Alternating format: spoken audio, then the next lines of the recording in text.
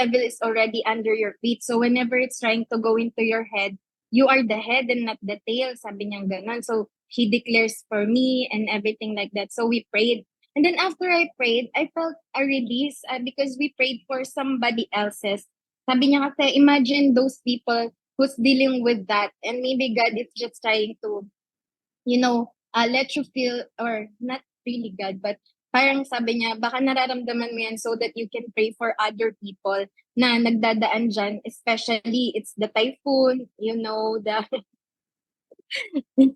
yung bagyo, di ba? So many of the people are in panic attack or maybe they can't sleep at night because of the weather like that. So sabi niya, let's pray for them. So we pray for them and instantly po, parang yung yung feeling parang ang gaan na ganon. Kaya yun, parang whenever we feel something, we just have to really pray for it. And sometimes it's not for us, but it's for other people that we can pray, even the people na hindi natin kilala, and we just parang yun, pray for them po. And bigla, mare-refresh ka po, ganon. Yun lang. Sorry. Grabe, thank you. You are blessed. Your name is written in the book of life. Thank you so much. Yes, we must always remember that these storms pass, whether you have your anxiety attacks or depression or this and that. They are just storms in our lives, and we can say, "Get thee behind me, Dagyot." Dagyot? Bagyot. And then, just as when Jesus was sleeping in the boat, diba, during the storm, we should be like that, calm, sleeping in the bagyot. So thank you for sharing. Yes, fire.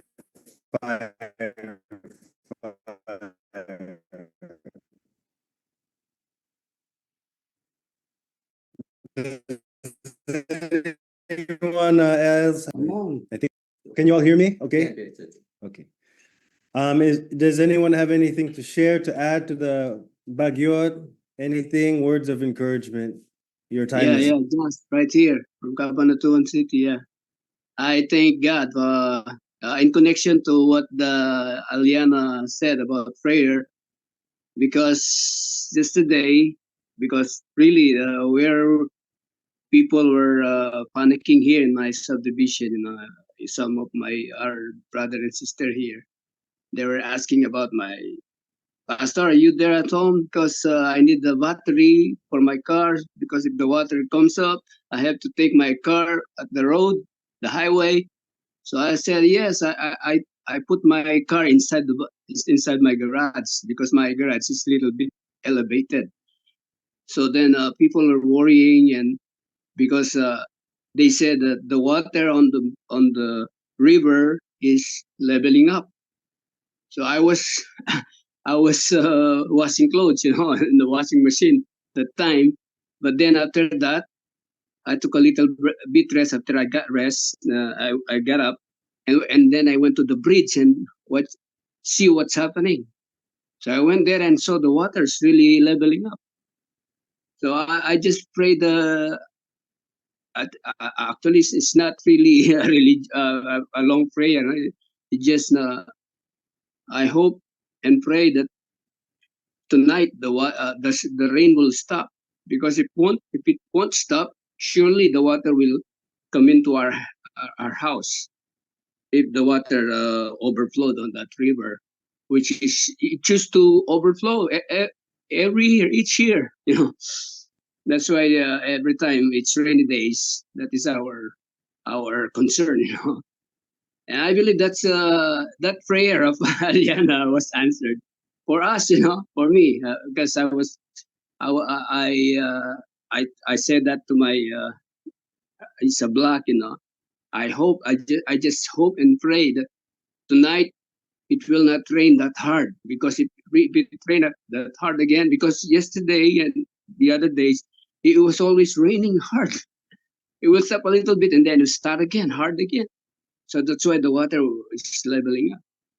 But tonight it didn't rain.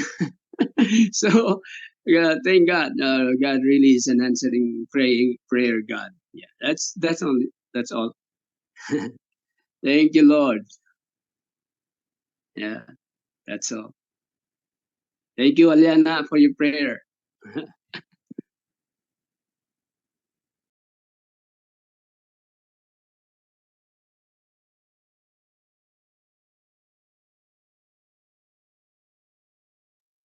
Yeah, Josh, still there? He's still here?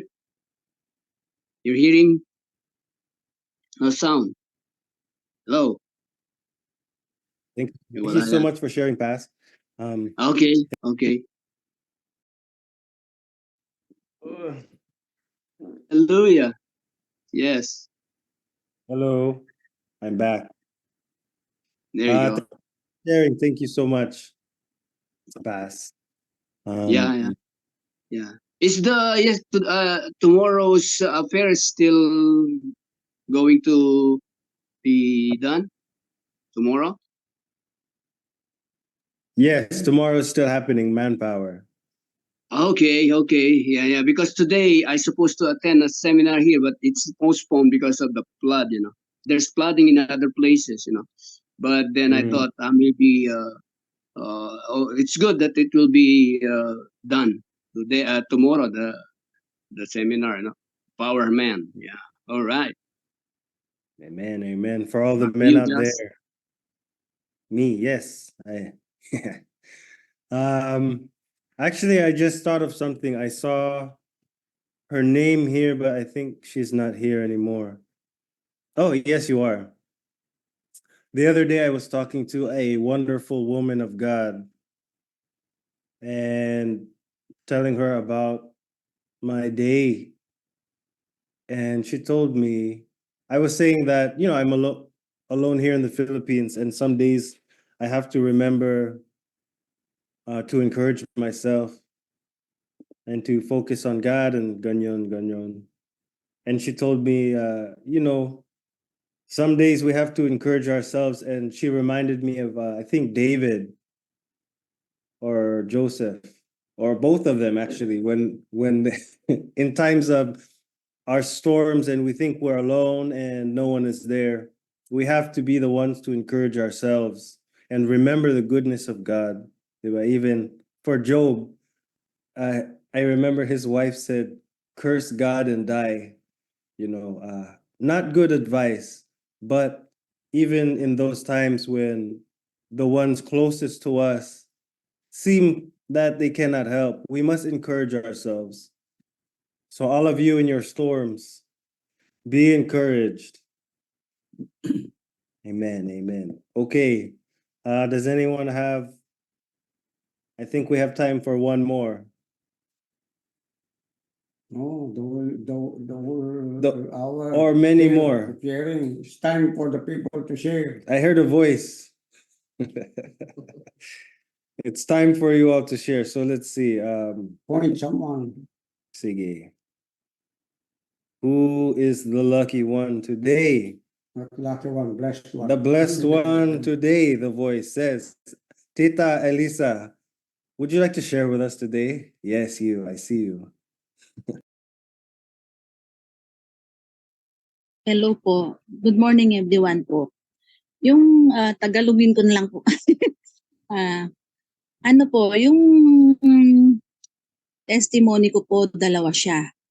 Yung may friend po ako sa FB page nung 2022, nagpapakamatay po yun. Ngayon, dahil sa natututunan ko po sa morning prayer and then sa ano po natin, nasi-share ko po yung mga verses sa kanya.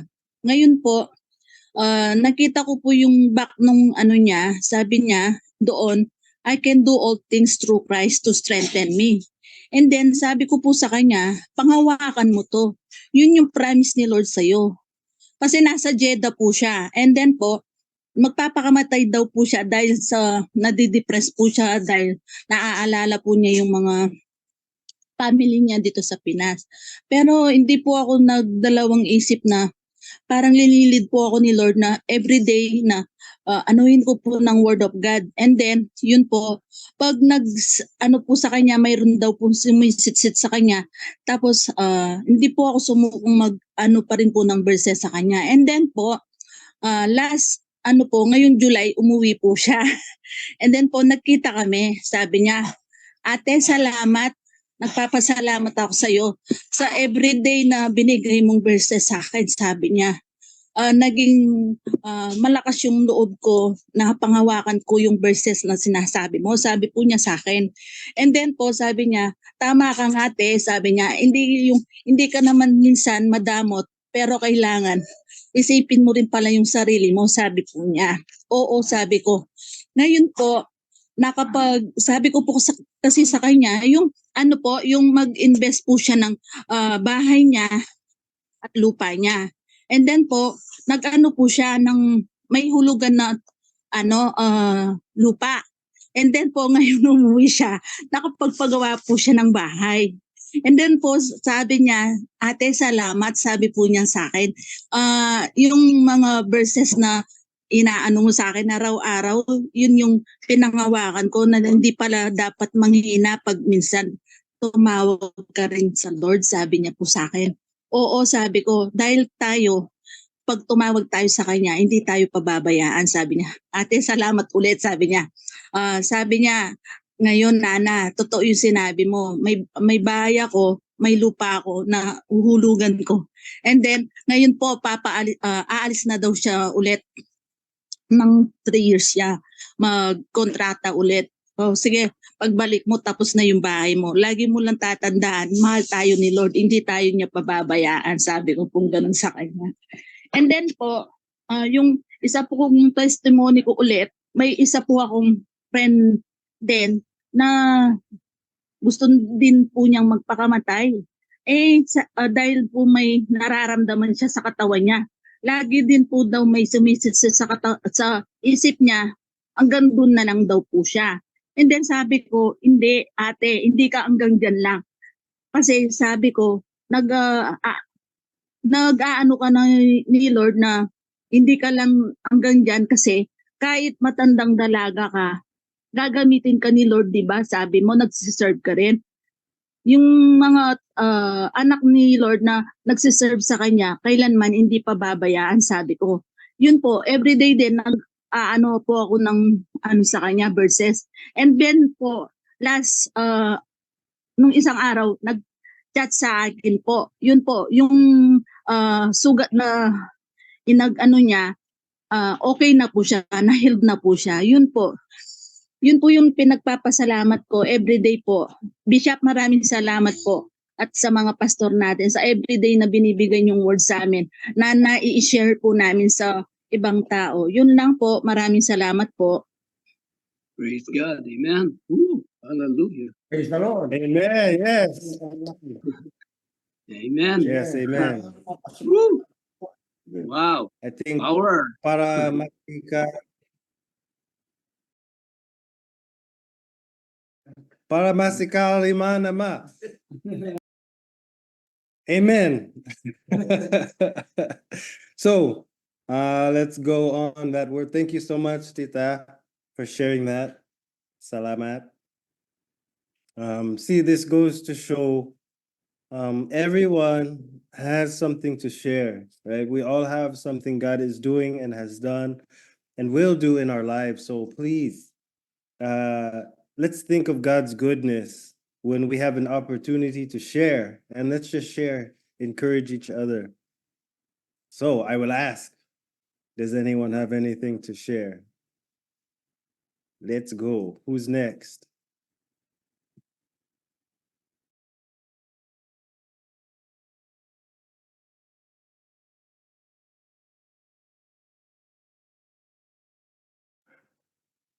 Jeff, or brother Jeff, do you have Boast about the Lord. Come on, boast about the Lord. while you're driving, do you have anything to share?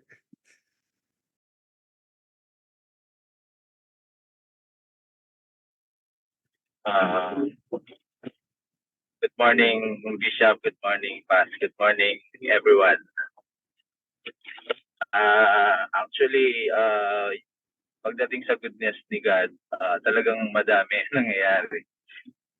Katulad sa buhay namin. Sa family, yun. Ang isi-share ko lang ngayon na yung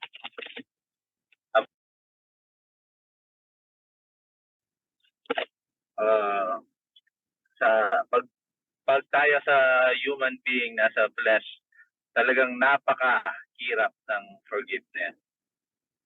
Share ko lang yung sa family namin dalawa ng wife ko nung way back nung time, medyo as in magulo yung buhay namin. Umabot kami, i-short ko na, shortcut na lang. Umabot kami dun sa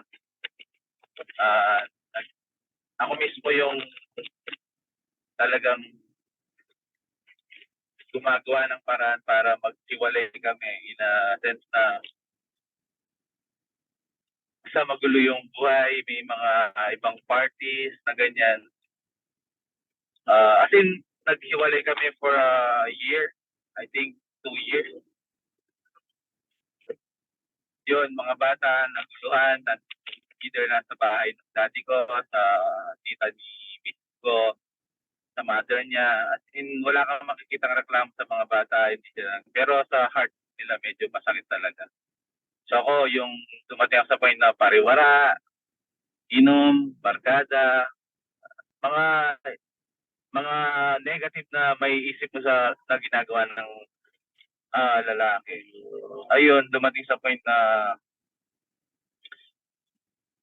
gusto ko nang pumakawala. Ayun. Kay Lord, hindi ko na talaga kaya. Yung buti yung time na yun, hindi ako namatay.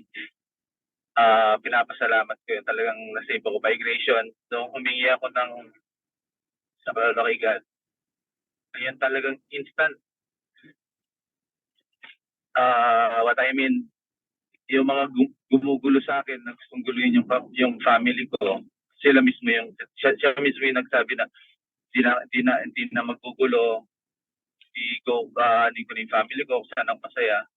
Alam mo yun yung hindi ko lang paano magpapasalamat sa Panginoon. Tapos hindi pa natatapos doon,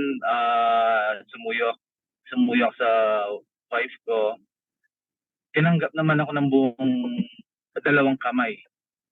Tinanggap niya ako na wala, hindi kami nag-uusap about sa ano nangyari sa'yo, o kumusta, ba't ganyan, wala. Basta nagsama na kami, sumusuyo ako, ganyan. Tapos, meron pa ako isang pinaka mahirap na hindi ko maano yung magpapatawad talaga dun sa mga biyenan ko. Kasi nga, nung time na hiwalay kami, nag-message sa akin yung biyenan ko na kung ikaw yung makakabasa, kung mahina kang tao, magpapakamatay ka dun sa message na binigay niya sa'yo. Kasi yung dalawa, pinlock ko na lang para hindi ko na. Yung una, nabasa ko talaga na, kasi sobrang nasaktan ako. Hinin ko na lang, talagang, kung mahina ka nga, sabi nga, magpapakamatay ka dun sa nabasa mo.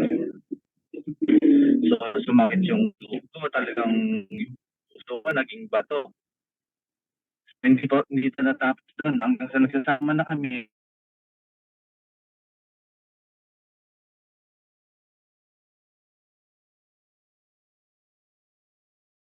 yung taong to.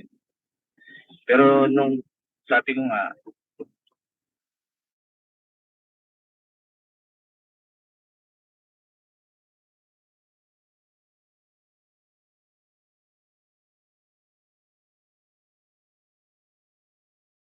Phone niya nag-on.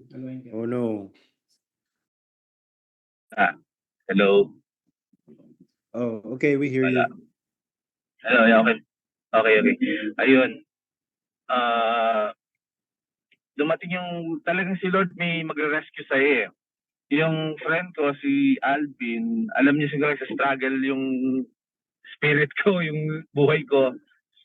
Nagyayaya siya, sabi niya, bro, available ka, ganyan. Lagi niyang magpe-fellowship, parang ganun, coffee lang. Ako yung tipong parang nire-refuse ko talaga siya yung, sige bro, next time na lang, next time na lang. Talagang sa kulit-kulit talagang, sige bro, parang gusto mo na rin talagang ma maibuhos yung nararamdaman mo. Ayun, yun, nag-fellowship. Di nila alam na may dala-dala na akong mabigat talaga. Though di pa na-share nun, kinikip ko pa yung fellowship, kwento-kwento muna, gano'n. Hanggang sa sinishare na nila yung Word of God, sinishare na nila yung mga mabuting ginagawa ni Lord sa buhay natin. Yun hanggang yung puso ko talagang makita mo, nag-heal. Dumating sa, di agad process talaga. Dumating sa point na misis ko, hindi naman niya sinasabing, ba't di ka humingi ng sorry sa mother? Hindi siya ganun babae. Yung ikaw mismo, sarili mo ma-realize mo yung ganun. Yun nga, nangyari yung talagang, alam ni Paz na si Lord talagang hinil muna niya yung heart ko, yung inayos muna yung pagkatao ko. Tsaka doon, nung nag-a-attend na rin ako kay Bishop, yan nga, kay Labas, na ano na yung heart ko, tsaka talagang nag-iba, ang daming nag-iba. Ako na mismo yung talagang, ito pa pala, yung nakita kami nung kapatid ni Kay, paalis na siya papuntang abroad, sabi niya, hey, Kuya Jeff, kumusta ka na? Ganun. Nakita kami sa may SM Telebastagan kasama ko yung misis ko sa mga anak. Pupunta ka dun sa sabi niya sa despedida ko. Tapos sabi ko nga, yun nga ang mother nga, hindi pa kami, di okay lang yun, sabi niya ganyan. Sa pumunta ka, sabi niya, yun. Doon na nag-start na talagang inano ko sa sarili ko, talagang hingi ako ng kapatawaran. So after nung Saturday, yun, na Sunday, nagpunta kami dun sa, Saturday, nagpunta kami sa mother niya. Alam mo yan, nandun yung mga kapag-anak, mga kapatid niya, ang gaan ng lahat. As in, nag-bless ako sa mga kapatid, sa mga tita-tita doon, mga asawa nila, tsaka sa biyenan ko lalaki. Kasi yung una, nung nagkita kami nung biyenan ko lalaki, natin si Kay, bless po, tinalikuran ako. Siyempre masakit sa akin. Pero hindi ko tinake na, ganyan to. Hindi, talagang kasalanan ko naman. Kaya ina-accept ko yun. Sabi ko in time, mag-heal din. Yun nga, yung time na yun, talagang glory to God. Binigyan nilang kami nila, kaya kumain ka na, ganun. Pero gusto pa rin ng formal na, kasi yung time na may gathering. Sabi ko nga sa misis ko, gusto ko pa rin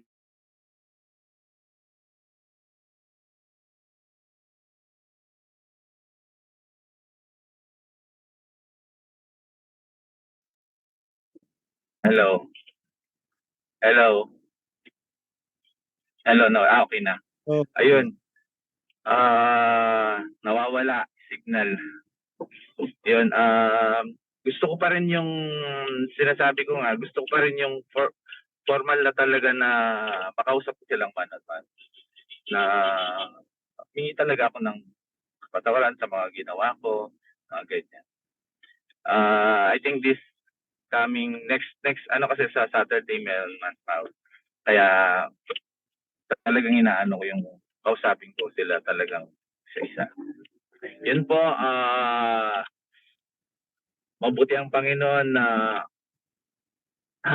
siya yung nag-aayos ng lahat ng problema, lahat ng di mo kumbaga yung sabi nga yung mahirap para sa tao pero pag kumapit ka sa salita ng Panginoon at saka sa talagang sumampalataya ka sa kanya, talagang lahat mag-iiba. Talagang iba ang Panginoon. Yung ginagawa niya sa buhay namin, kasama nila Bishop tsaka sila Pastor, tumutulong din sa mga word na nilalabas para maging matibay yung foundation ng family, tsaka yung health namin sa mga bata. Tingnan mo ngayon. Kaya, glory to God. Yun lang po. Actually, marami pa. Yun ang nasa Sabado. Maraming salamat po sa lahat, Bishop and Pastor Danny. God bless po.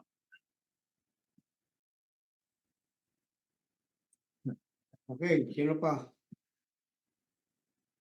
Wow, thank you so much, Brother Jeff, for sharing that with us. Yes, praise God. Thank you so much. Your name is in the book of life. Your journey of forgiveness is very powerful, and if anyone has anything to share or even add, please share. As you can see, everyone has something to say. May gusto kang share, te? Te, kung mag-share. Wow.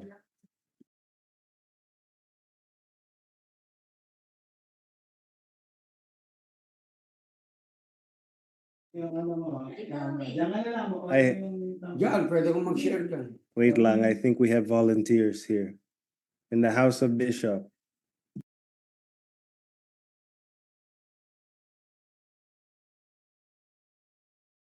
Wow, a still small voice I heard. Grabe. Hello, surprise. Good morning. Siguro I would just like to add to Kuya Jeff's testimony about forgiveness, and it's very powerful, the depthness of it, the meaning of it, how Jesus really gave us the grace to accept forgiveness. I remember a story in the Bible wherein there was merong lumpo na binrake yung roof ng house just to get the friend to go to Jesus to be healed. And Jesus says, and he really wants to heal the person. But there was Pharisees, religious leaders who were opposing him. And Jesus says, what's easier to say is for this, because Jesus says, my son, your sins are forgiven. And back in back in Israel, only God can forgive sins. So they were mocking Jesus. What do you mean you can forgive this person? So they were in disbelief. So they were mocking Jesus about it. But Jesus says, what's more easier to say, pick up your mat and walk, or your sins are forgiven, or pick up your mat and walk. So I think mas sobrang powerful po ng forgiveness na yun, na hindi nila napansin yung miracle, pero mas napansin nila yung forgiveness na ginawa ni Jesus. And I have been in probably experience also about when it comes to forgiveness and having resentment and unforgiveness. It was really a test. But praise God, because of His grace po talaga na He helped us on how to really give forgiveness, because we cannot give what we don't have nga naman. And that is so true. Kaya praise God po, napakaganda po nung na-share. And add ko lang po din pala, maliban pa po doon, nakaka-bless din po yung mga sa FRP this weeks na dumadaan, and we can see their hunger and thirst as well. And it's just such a privilege and very humbling experience na nakikita yung mga kabataan when they worship, when they engage in praise and worship as well. Very intentional. And this Sunday, we're gonna have worship night. So I'm very excited kasi ako po kasi personally, I really experience God in the presence of when we worship. Talagang doon ko talaga siya na-experience yung pagmamahal niya, yung grace niya, pagpapatawad niya, how He spoke to me, everything. It is really true that in the presence of God, there is completeness and joy and rest. And for me, it's really, it revived me before I met Jesus. And kaya I really love worshiping and really just praising God. And it's also, number one, it's just a privilege to do it because he he really deserves all of it, all the praises, all the worship, all the adoration. So yun lang, we're always excited kami po dalawang tita, and we're so blessed and privileged and humbled po talaga na sa pag-assign ni Bishop sa amin when it comes to the youth. It's overwhelming at times. Minsan dumadating po sa time na paglalapit ako sa Diyos, may time na God will speak to me what I can share. May time din naman na parang wala. It's challenging yung to really rely on God, to really rely on the Holy Spirit solely. Yung talagang you'll become aware and sensitive only to His voice. But praise God, He always gives us words to speak when we share to other people.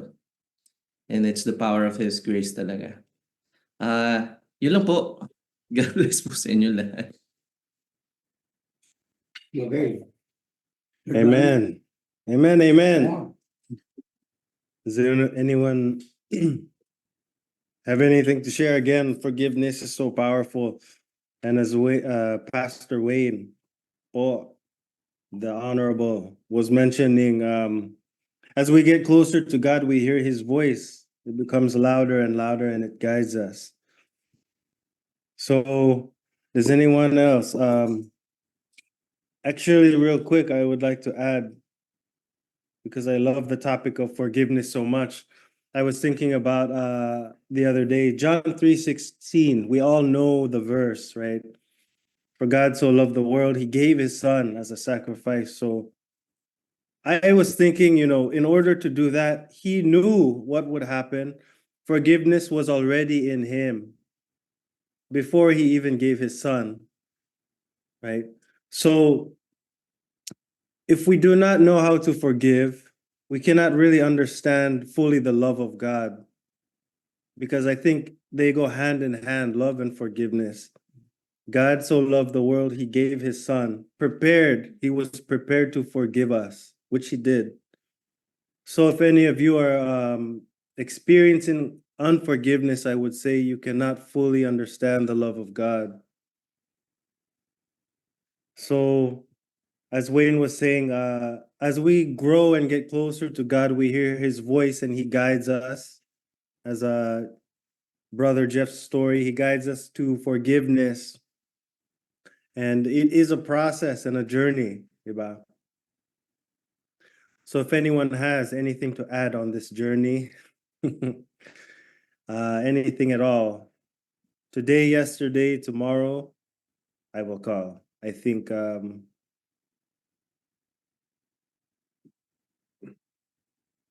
Anna, thank you for joining us.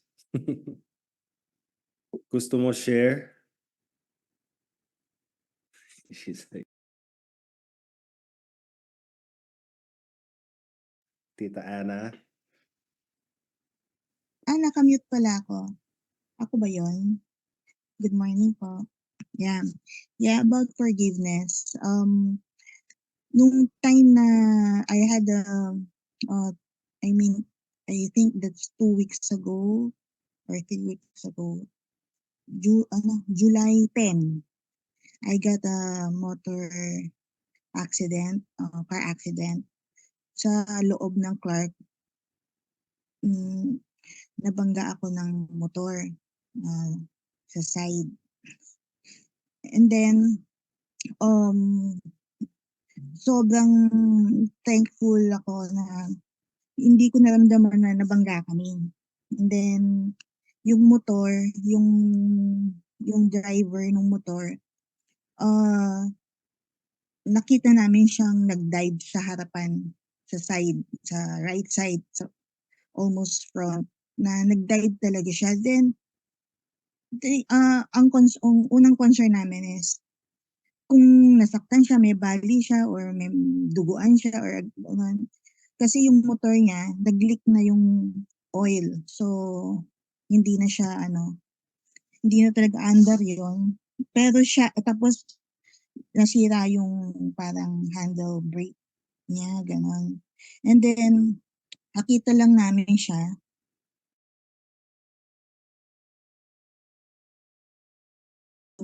Tapos, meron lang siya bruise sa left elbow yata yun. So wala nangyari sa kanya, praise God, no? Tapos okay siya, hindi kailangan na itakbo sa ospital, gano'n. And then after that, na-check ko yung car ko, pumutok yung gulong. So ibig sabihin nun, yung impact niya sa akin malakas. Kasi pag slow down ako, pa-right ako, papunta ako sa gasoline station. And then siya, nakita sa CCTV, mabilis yung andar niya, nasa shoulder siya. So ang impact niya talaga, ang lakas, pero yung Innova, dahil Innova yung antibay. Antibay, hindi ko man naramdaman, hindi man namin naramdaman. May kasama kasi ako, pastora, wife of a pastor, then friend ko. Tapos, hindi namin naramdaman yung, nabangga ba tayo? Yung ganon? Yung, ay, nabangga tayo. Kasi yung side mirror, nag-twist ng ganon, tapos medyo nawasak, no? Tapos, so yung nakita nga namin yung gulong nga na sumabog na. Tapos, ang kalma ko lang, there's peace, alam mo yon, di ba yung times na gano'n na magsisigaw ka, mag-hysterical ka, nung before pa nakakilala kay God. Yun yung gano'n yung mga reactions ko. Pero that time, may peace, tapos calmness talaga, tapos nakakapag-isip ako ng straight, Holy Spirit, help me, sabi ko. So, tinawagan ko kagad si Brando. Sabi ko, hindi man ako sumisigaw or sinigawan yung yung naka nakabunggo sa akin. So, sabi ko, Brando, na-discuss ako. Tapos, pinatawag na sa akin si Jancy para mag-estimate na nung damages. Tapos, nung time na, nandun na kami sa sa traffic, sa CDC, no, yung traffic patrol office. Nagkaroon kami ng arrangement na, yun nga, na siya nga ay may kasalanan, gano'n. Tapos, nakapagbayad naman siya, nakapaggawa siya ng way na makapagbayad. We met halfway kasi nga, admin siya sa isang American company. So, I understand also na yung sweldo niya hindi ganun sapat for paying that much. Tapos, nung nabayad siya, tapos hinintay pala niya ako sa labas, kaya ako umalis na siya. Ma'am Ana, hinabol niya ako. Ay, ano yun? Sabi ko, gusto ko sana maghingi ng patawad, sabi niya. Kasi nga, yung na-damage niya yung kotse, tapos yung more than, yung binayad niya kulang pa para doon sa talagang price ng gagastusin ko doon sa damage. Tapos, humingi ako ng tawad, umiyak siya kasi din ako, leader, narinig ko po, Christian po kayo ni ma'am, nung isa ko nga kasama. Tapos, leader din po ako sa youth. So, leader siya ng youth sa Bamban, tapos, pa siya, praise and worship, tumutugtog po ako. Ang bigat po kasi sa dibdib ko, hindi ako hihingi ng tawad sa inyo. Sana mapatawad niyo ako. And then, it's so quick for me to forgive. Actually, I release you, sabi ko. You're forgiven even before you ask for it, sabi ko. You're forgiven, sabi ko gano'n. Yun talagang sa puso ko, yun sa dibdib ko, hindi siya mabigat. Alam mo yun, hindi mabigat. Talagang it's so quick to forgive na sabi ko, okay lang yun. Tapos nag-minister pa ako nga sa kanya. Sabi ko, yung aksidente nito, hindi aksidente para kay Lord. Sabi ko, may tinuturo lang si Lord sa atin dalawa. Sabi ko gano'n. Tapos iyak siya ng iyak. Tapos nagkwento siya ng konting personal niya na grateful siya na tuwang-tuwa siya na thank you Ma'am Ana, thank you for the word. Yung nagte-text na siya sa akin na yung gano'n. Yung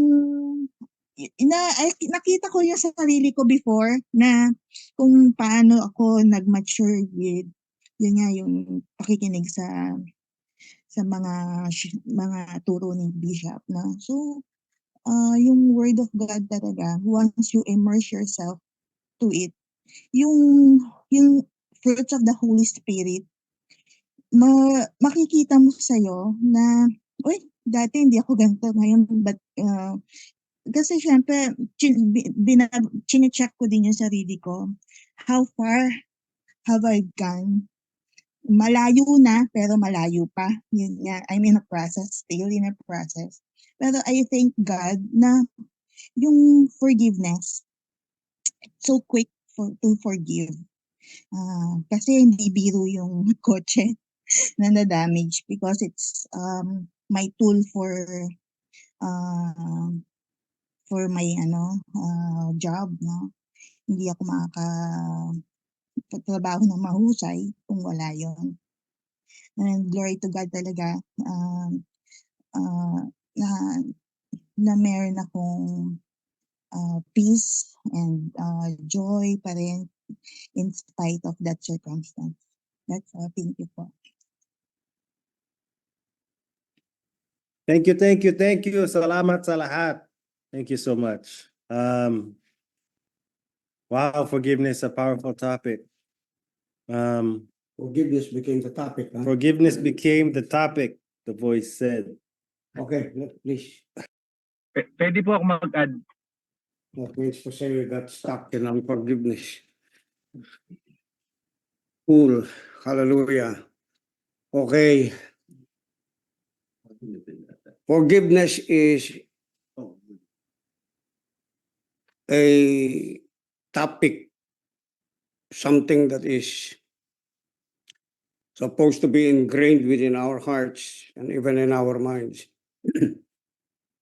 Because unforgiveness is something that separates us from receiving from God. It prevents us from the revealing of the Son of God towards us. It prevents us from receiving revelation of God. It closes the door for the communication us towards God. And that unforgiveness is rooted in arrogance and pride. That when a person is arrogant and proudful, he will not acknowledge first the things in which God has done for him, not acknowledging any offense, not acknowledging any mistakes, not acknowledging any offense he has committed, firstly, by himself and even towards God. Naisipin natin, kung si God, He is a forgiving and a loving God, why is it that He has not forgiven the devil of his offense? Think about it for a moment. I'm provoking your thinking. I'm provoking you to think.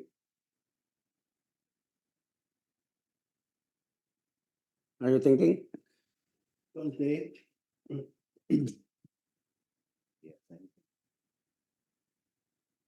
Because iniquity has been found in him. What is it? It's his arrogance and pride. And it has come to a place where he denies God, because the word says that God will be faithful to us in spite of our unfaithfulness, but he will deny us once we deny him. So when a person is walking in unforgiveness, unknowingly, it is rooted in pride, it is rooted in arrogance, it is rooted in lack of humility. That is why he has chosen to be an unforgiving person, unknowingly denying even his right to be forgiven and denying his right to forgive others also, or the power to forgive others also.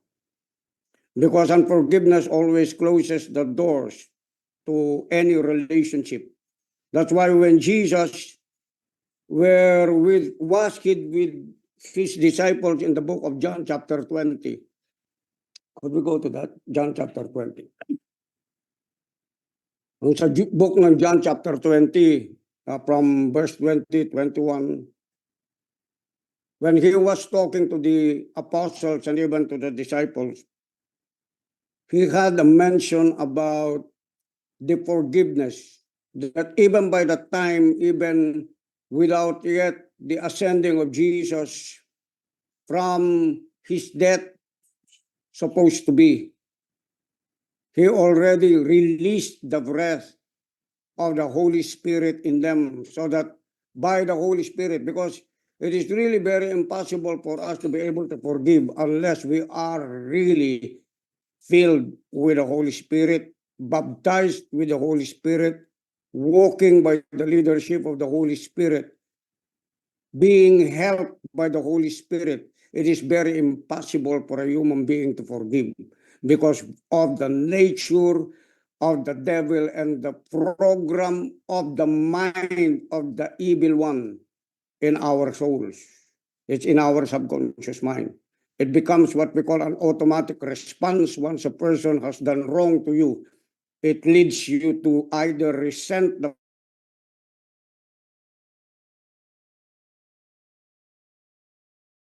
what we call the process of unforgiveness is rooted in what we call rejection, resentment, bitterness, and forgiveness. Are you seeing this? Amen. That's why when a person says, I have forgiven, he has to trace himself where it came from. Why cannot I forgive this person? There are persons that are easily to forgive, but there are persons that are not easy to forgive because of a repeated offense. Are you getting me? Are you getting me? People of God. Kasi kailangan lumalim tayo sa revelation natin, no? Lumalim po tayo na yung bagay na ginagawa natin o nasa atin, that we thought it is already done.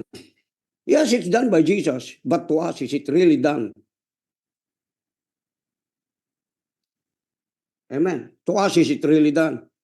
If it's still being mentioned in your tongue and even your mouth about the person, and most especially against the person, that means to say there is still a root of bitterness that is protecting the unforgiveness in your heart towards him and towards the person. Amen. Alam nyo ba, meron na po protected din dun sa unforgiveness?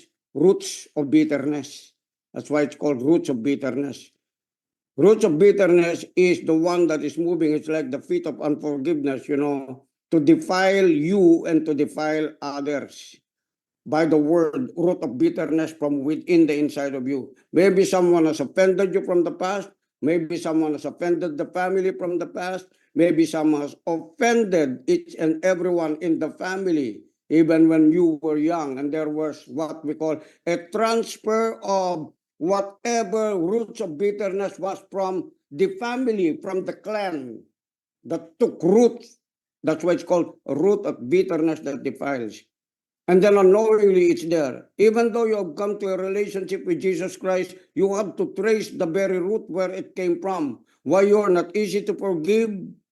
Hello? Why offenses happen so much from time to time, over and over again?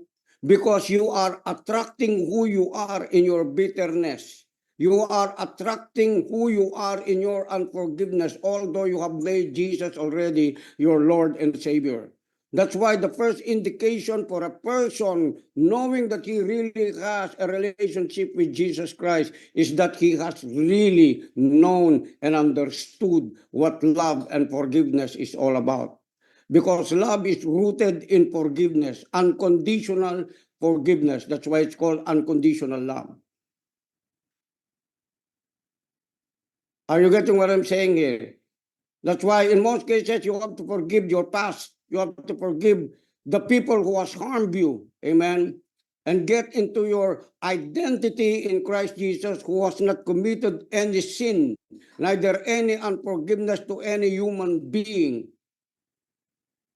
Because you're no longer of the same person. You are a brand new creature in Christ Jesus. Kasi yan po magre-reflect po yan sa atin from time to time, over and over and over again. At kung minsan kayo lumalatag ka ng salita ng Diyos, merong mga bagay na minsan mabilis mag-creep in. And you will always be tested from time to time, because when you are already a teacher or preacher of the Word of God, you are a sharer of the kingdom of God, there will always be what we call the work of the enemy to stir up, to trigger things from your past. That's why you have to be quick to forgive.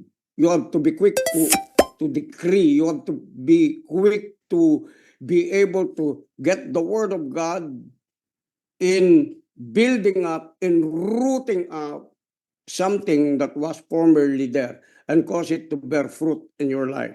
The fruits of forgiveness and love is shown in Galatians chapter 5, verse 17. It's there. You can see it, amen? It's there. 5:22, it's there. The fruits of the Spirit. So there must be a change from the seed to seed, from roots to the fruits. Because your fruits is rooted on the root. Your root is rooted from the seed that became the root into the ground of your heart. Kaya from time to time, anong kailangan natin? Ang kailangan natin, araw-araw, hindi yung humingi ka sa Diyos ng kailangan mo. It's not about that. It's not about that. What you need every day is to check in your heart and guard your heart and overcome anything that is in your heart. If there be any roots of resentment going deep down to a root of bitterness until it establishes a place. Okay, it establishes what we call a place for unforgiveness to remain there from time to time. Mahirap po yan. Tapos meron mag-a-add na naman ng iba. Meron mag-a-add na naman ng iba. Meron na nag-a-add naman ng iba. So, ang nangyayari, nagpa-pile up po yan. That's why the first thing that you could be able to do early in the morning or before, at the end of the day, before you go to bed, amen, in your encounters with people, in your conversation with people, in your interactions with people, you must try to read your mind or your heart or yourself from whatever they have spoken towards you or what you have spoken towards them. You have to bring your heart and the cleansing power of the blood of Jesus and the holy word of God to testify about the Christ who has forgiven you. That there is no business in your life not to forgive people, because that is the mark of true child of God, like Christ Jesus.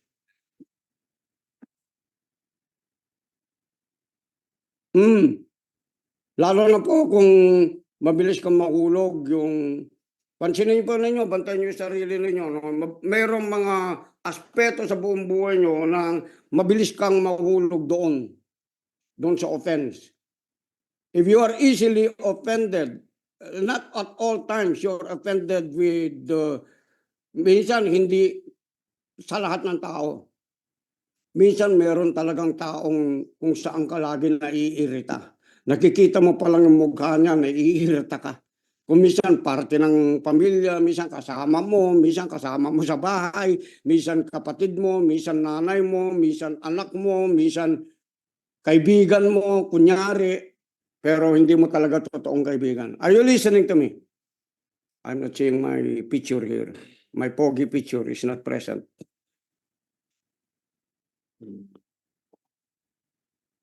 Woo! Hallelujah! Are you getting something, people of God? I decree today while I am speaking this thing, that everything that the word of the Spirit or the sword of the Spirit is going towards your heart, destroy every unforgiveness, all the roots of bitterness to be destroyed now. That is part of your generational curses. Okay? Minsan ng tao mahirap mag-prosper. Hello? You know what? Why? Because the bitterness is also connected to covetousness and greed. all of the self is created there. Pride, arrogance, it's all there. That's why a person could not prosper easily. Okay, he's praying for finances, praying for a job, praying for connection, praying for like this, and then she's finding difficulty on how to be able to come into an abounding grace of God, although the grace of God is really abounding. But unless the person would come into a place of humility. Now, when a person is always saying, I can know God by myself, you know what? That's arrogance, that's pride.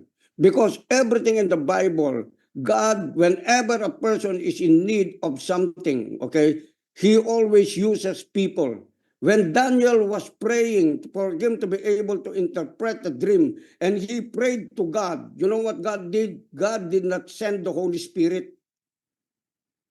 He sent an angel. He sent a person to be able to interpret dreams. It's the same with Joseph. It's the same with kings. Whenever they needed someone to interpret their dreams, God sends a prophet. Are you listening, people of God? Kaya kung minsan, halimbawa yung tao arrogante, mukha ko lang yan, you know where, you should know your place. They're saying, I know that, I know, but there's no revelation in them. Come on. Come on. If people are not being changed, okay, if people are not receiving a breakthrough in their lives, if people are not prospering, that means to say whatever they are saying and even quoting scriptures, if it is not doing them good, it will not do good to people. Why? Probably they do not understand deeply this realm of forgiveness. This realm. And I'm telling you, amen, if you understand this thing and we understand this thing, our corporate body of the Lord Jesus Christ, there will be an abundance of resources in us, towards us, by God Himself. He will send us. He will send us through prosperity, because true prosperity starts first from our heart and even in our soul. You could have money, but you can lose money and material things once these things are still rooted in that unforgiveness, that realm. It will steal your life away. It will corrupt your life away. It will corrupt your soul. It will even corrupt your thinking. It will even corrupt your reasoning. It will even corrupt the wisdom. That's what happened from the devil. He had wisdom, yet the Bible says he corrupted himself by the arrogance and the pride that he had. Iniquity was found in him. Iniquity sticks to these words. Amen. They're like leeches. They stick to it even in the life of the person.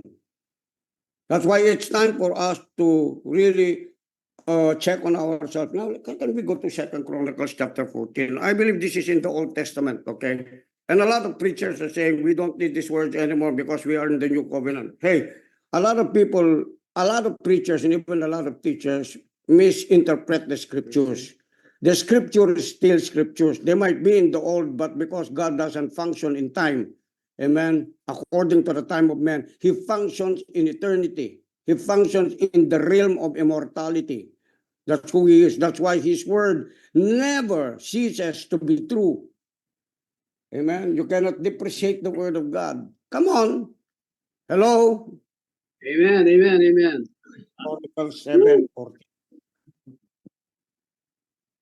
My brothers and sisters, it's about time for us. Amen. Because we are carriers of the glory of God. A person who has unforgiveness cannot carry the glory of God. His anointing is a false anointing. Are you listening to me? Amen.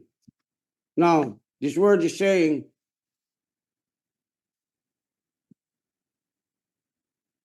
let's read from verse 11. Okay. These are the times of Solomon that is a pattern for what we call the tabernacle, or the place of Mount Zion from within the inside of us, because God has already dwelt in the old covenant. It is a type. It is a symbol. When He said Mount Zion, it is really a place. Okay. But in the new covenant, Mount Zion, God has chosen it to place it in the heart of a loving and forgiving believer. No one can worship God and say you worship God, but you have an unforgiving heart and you have a bitter heart. You're false. You're offering a strange fire before God. Listen to me, people of God. Are you getting me? Listen to the Spirit of God, please. Okay, the word says, that Solomon finished the house of the Lord and the king's house, all that Solomon had planned to do in the house of the Lord and in his own house, he successfully accomplished. What are the things that he did in the house of God and then in his house? That makes no difference to him. His house became the temple of God. His house became the dwelling place of the Holy Spirit and the temple of God. Much more in the New Testament, we have become the temple of the Holy Spirit. You have become the house of God. You have become the dwelling place of God. That's why anything that is rubbish, anything that is of the evil one, and all the nature of the devil should not stay in your house. Are you listening to me? Meaning in your life. Because the house building contains us. We are contained, or we contain, we can even swallow up everything that tries to enter our house, whatever it is. Amen. They will not prevail against you. They will not prevail against the church. Amen. Whether we are in the temple or we are in our house, you are in your job, you are in whatsoever place, what you are doing, whether you are in your vehicle, amen, you are carrying the glory of God. And the glory of God is this: the glory of God will repel and should repel any resentments, bitterness, unforgiveness, malice, evil thought, jealousy, envy, pride, arrogance. Doesn't have supposed to be any place in the house of God, and you are that house of God.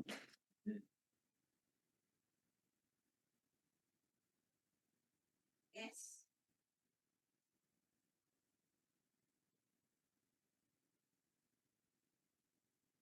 Then the Lord appeared to Solomon in that night and said to him, I have heard your prayer.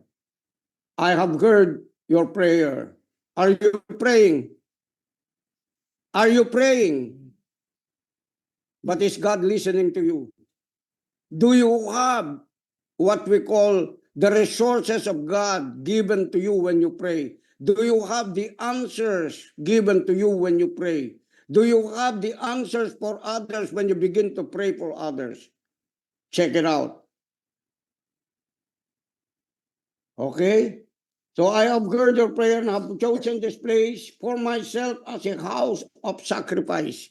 You see, the house that we have, the house of God is us. That has something to do with the sacrifices that we do when we pray for others. We sacrifice ourselves, not to pet ourselves when forgiveness is needed to be released to the people who offended you. Kapag meron silang nagawang isang pangit na bagay, maling bagay sa buhay mo o sa buhay ng ibang tao, maging sa pamilya mo, you have to choose to forgive. Are you listening? Because God can never dwell there. God, that's why there is no revelation in the church. Amen. We just circle around, go around over and over from time to time in the same thing over and over and over, and we're not moving forward. Why? Because unforgiveness will get you stuck from the former that you have received, and even will diminish and depreciate what you know and what you understand about God and who you are in God.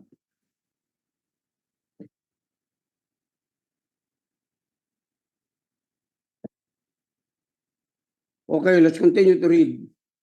Verse 13, when I shut up the heavens so that there is no rain, or command the locust to devour the land, or send pestilence. Who's doing that? The devil? No, God. Because God is the one who is in authority and in dominion of everything that was created in the earth. And in the process of our transformation and renewal, and even in the sanctification and justification and consecration, there should be these things to lead to our predestined, God-ordained glorification. Kung di ka dadaan doon sa mga bagay na until you begin to acknowledge there is something that needs to be done in my life. I need forgiveness from God. A lot of people are denying God. You know why? They choose to trust on themselves. Why? Because they don't want to forgive. They know that if they will accept God, they will be obliged by God. Amen. God is going to require them of forgiveness that they have received from Him. Are you listening to me? Amen. And a lot of people don't want to do that. That's why they want to prove something for themselves. They want to be rich and they get rich. They want to be wealthy and they get wealthy. They want to be intelligent, they get a lot of PhD. But it is just a mask of something which is the inside of them that is trying to prove who they really are, that they are also gods like God. Come on now. Am I accusing? No, it's reality. It is what is going on in the world, and even sometimes it is among ministers, it is also among the workers, it is also among Christians who refuse, amen, to attend to what is being taught to them. Yun lang sinasabi mo, mabubuhay ako kahit wala akong pastor. Pride, arrogance, unforgiveness, rooted in that. Mabubuhay ako kahit hindi ako mag-church. You're not. That is not the design of God. I'm sorry, you will sooner or later find yourself dysfunctional. You will rot. You will self-destruct. I have pity on ministers that way. And I always make sure myself that I will pull them out of that. But there is something that I could not do for them. I could not decide for them. They have to decide for themselves.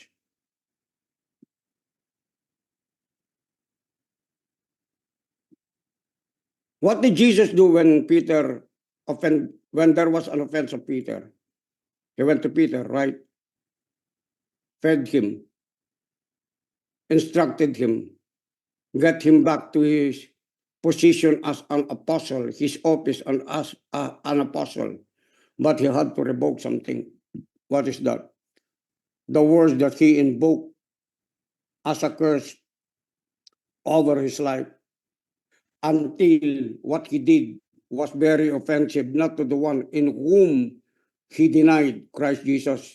It backfired on him.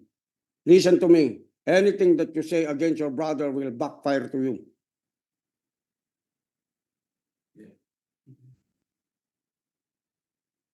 He felt something from within, separated from Christ. That's why Christ has to go to him, so that he would again speak. Do you love me, Peter? Do you love me, Peter? Do you love me, Peter? Thrice from what he has spoken and confessed and decreed and declared on behalf, not only in the sight of that boy, but in the sight of the realm of the spirit. Even angels and demons heard him when he said that. But there was something in which was within the inside of him that is still remaining, that Christ knew. He knew something deep within the heart of Peter, that could be revoked, and that could be restored, and that could be restituted to the place where God has marked him. Kaya merong mga tao markado sa Diyos. Are you with me? Okay, let's move. When I shut up the heavens so that there is no rain, or command the locusts to devour, or send pestilence to the among my people. Okay, among my people. He said that, but because God is the one who has to initiate those things. For what purpose? To bring his people to repentance. That's the reason why judgment relents to righteousness. Are you listening, people of God? That's why judgment is sent to a nation, it's sent to a family, it's sent to a person, it's sent to a minister for what? So that we will relent to righteousness, that we will find that something is rooted deep within the inside of us of unforgiveness, of that bitterness, of that resentment, of that arrogance, of that pride. Hindi porke nakakalatag ka, wala ka ng pride. Hindi. Assess yourself. Are you with me? Because that will get to your head once you do not watch, once you stay away from your connection of the ones whom you are supposed to be with. That's why Jesus was with the apostles. Yes, he never left them. What did he say? I will give you someone to be with you that will be with you till my coming back, which was the Holy Spirit. Okay, look at this thing, my brother. 14. If my people who are called by my name humble themselves and pray and seek my face and turn from their wicked ways, then will I hear from heaven and I will forgive their sin and heal their land. Hello? Now my eyes will be open and my ears attentive to the prayer that is made in this place. Where is it? Now, in the place where you are at, in the place where the Spirit of God is dwelling, in your temple, in your heart, in your spirit. Amen. So today, let us acknowledge these words. We are the people of God. But the word of God says, if the people of God, if we as the people of God will humble ourselves, humbleness, humility is the key to experience forgiveness and releasing forgiveness towards the offenders of whoever has offended you. Amen. Amen. You want the blessing?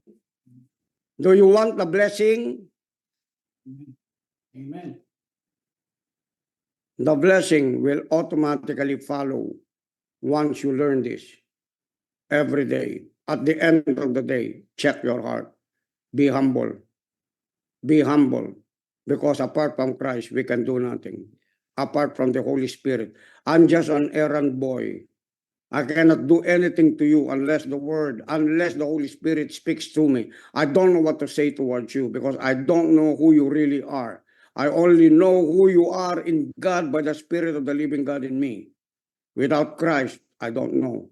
Without the forgiveness given to me, I cannot forgive anyone. I do not know you by my own knowledge of who you really are. I only know you by carnal ways of who you are as a human being. But concerning who you really are, now it's only God who knows you deep within the recesses of your heart.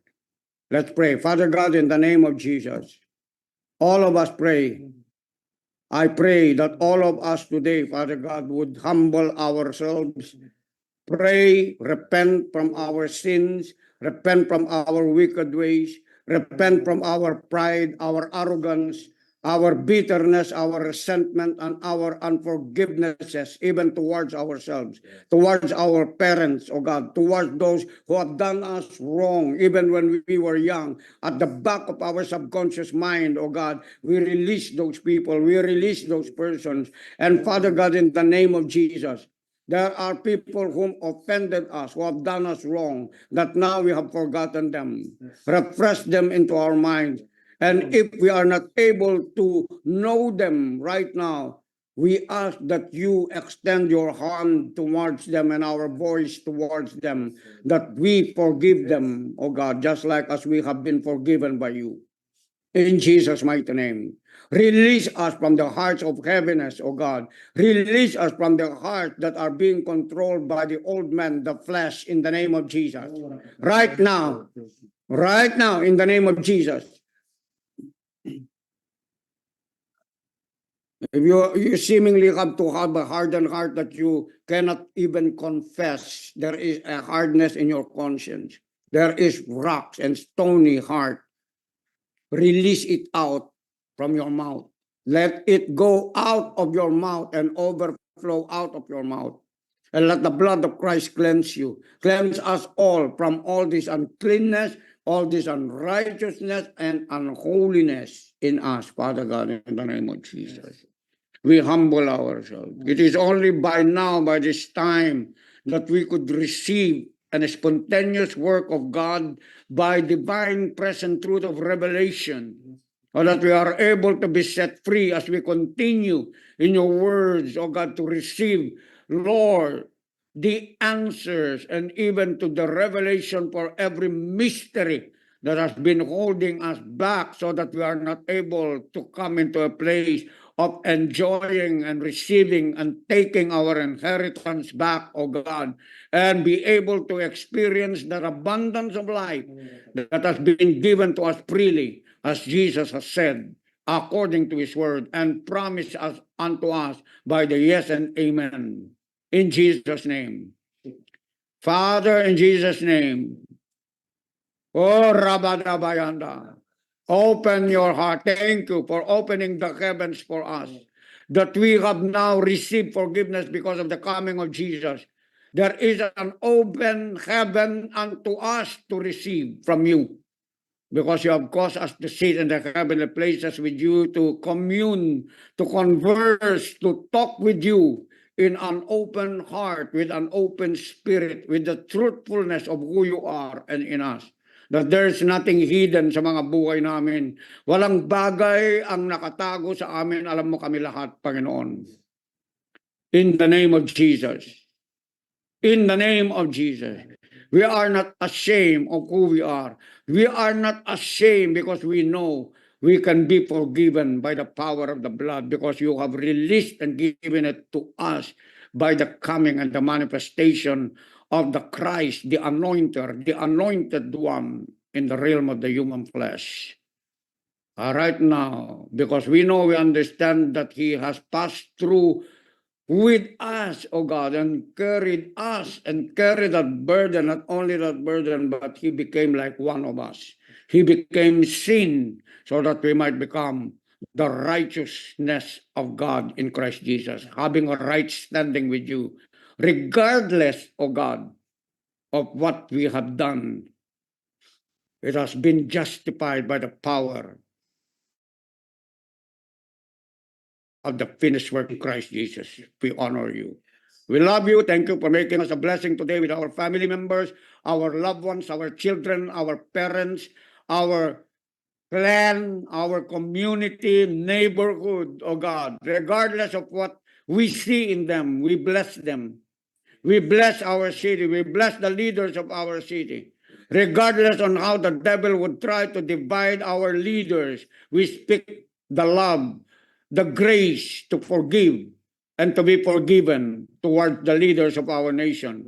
Let the eyes of God be upon the eyes of every people, of every human being, to acknowledge the finished work of God, to acknowledge the love and the forgiveness of Christ Jesus, and let the works of darkness, of pride and arrogance and unforgiveness be destroyed in the heart of every human being. In Jesus' mighty name. Yes, Lord. You sent us to fulfill your work, till the coming time we see you. Oh God, we honor you today. Thank you for honoring us. Honoring us. Honoring us even when man dishonors us. You honor us. Thank you, Daddy, for your grace and your mercy. Hallelujah, that we don't need to please any man. We have favor from you, and you have chosen men for us to give us favor on our behalf. On our behalf. We don't beg to any man. We trust in you with all our heart and lean not in our own understanding. In all our ways, we acknowledge you. You direct our path, Holy Spirit. Thank you for the favors we have today. Hallelujah. The blessing of the Lord is making us rich and adding no sorrow with it. Peace I decree and declare to each and every one that are listening to my voice and to the voice of the Holy Spirit and the voice of the living God. In the mighty name of Jesus, and everyone would say amen and amen. Amen. Thank you, Lord. Hallelujah.